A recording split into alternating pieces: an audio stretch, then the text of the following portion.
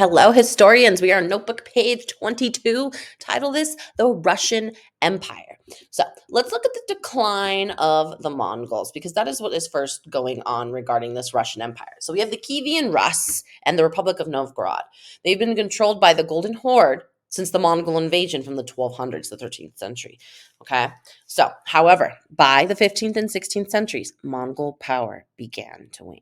As such, this is going to disunite the Rus kingdoms of Eastern Europe. They're looking for an opportunity to oust the Golden Horde. One of the kingdoms, Muscovy, headed in Moscow, led the campaign of uniting the Rus people under a single crown and ousting the Mongol Golden Horde. This initial and forceful unification of the Rus people independence from Mongol rule was led by Ivan the Third. Please do not get Ivan the Third mixed up with Ivan the Fourth, which is Ivan the Terrible. Ivan III is going to lead that victory over the Mongol Golden Horde in 1480. And then now we're going to look at the founding of the Russian state. So ruling from 1462 to 1505, Ivan III is largely considered the founder of the Russian state. And aside from his victory of the Mongols, Ivan III also defeated the Republic of Novgorod. It was his main rival in Eastern Europe and took 4/5 of their land. Uniting most of the Rus people, Ivan became known as Ivan the Great and laid the foundation for the Russian state. His grandson continued his conquests, adding more Rus people to the state, crowning himself Tsar of the Rus, and officially beginning Russian Empire, an imperial state that would eventually dominate much of Eastern Europe and Asia. Now let's take a look at Ivan the Fourth.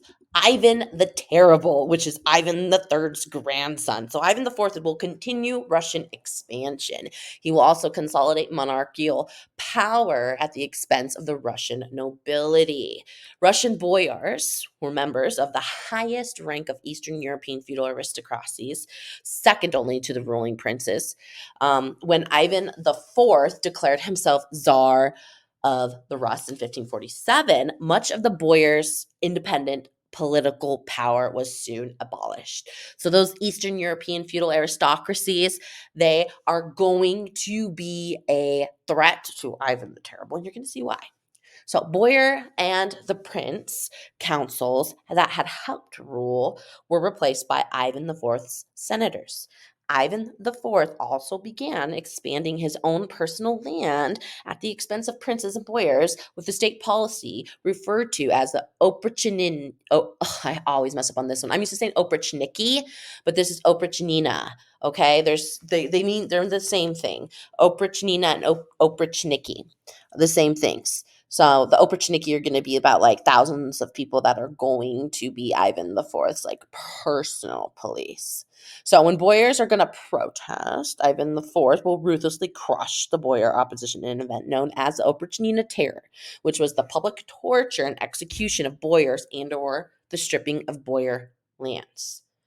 In stripping them of their service and offering portions of the confiscated land as grants for military service, Ivan IV consolidated and centralized his monarchical power. He did it through his Oprichniki, his secret police that would publicly torture and execute any one of his threats. That's how he's able to consolidate power into his hands. This, along with the massacring of the people of Novgorod, earned him the infamous title Ivan the Terrible. And as you can see, Ivan the Terrible right there doesn't look too happy. All right, let's move on. Ooh, to this map. This shows the expansion of Russia from 1500 to 1800. You can see the yellow right there, which is the acquisitions to 1682. The darker orange is the acquisitions to 1725. And then that further darker orange is acquisitions to 1796. Outflows are a time period, but it's still important. So you can see that Russia is getting pretty big. Let's look at Peter the First of Russia now, from 1682 to 1725. So while the czars of Russia continue to expand Russian territory to other ethnicities, as you saw with that previous map, we have Tsar Peter the First, who's going to greatly enhance territorial expansion and initiated many of the domestic reforms. And he will be called Peter the Great.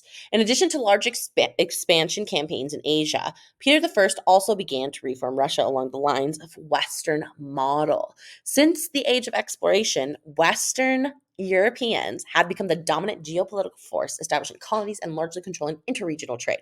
As such, Western maritime economic and military strength began to surpass that of land based empires like Russia, China, and the many Muslim states. So we have Ivan III, he's considered good. We have Ivan IV, he's the terrible. And we have Peter I, who is the great. Let's look at the westernization of Russia. And then this is our last slide. So, to adopt Western maritime trade practices, Peter I moved the imperial capital to the coast, building St. Petersburg, and they built it at great cost. So, along with the Western model, Russian nobles were forced to operate in close proximity to the capital and formed the core of the central bureaucracy and standing army. He fought the Great Northern War against Sweden and its allies to win access to the sea and coastal maritime cities in northern Europe. He also reformed tax collection practices and demanded higher taxes to fund Imperial Russian building projects, expansion, and other reforms. And these reforms and tax increases added more pressure to the Russian peasants. So, as a result, many peasants opted to settle on the dangerous yet cheap Asian frontier near Russian forts, thus beginning the spread of Russian peoples across Asia. All right, that's the end of our notebook page 22. You'll hear me next time. Have a great day.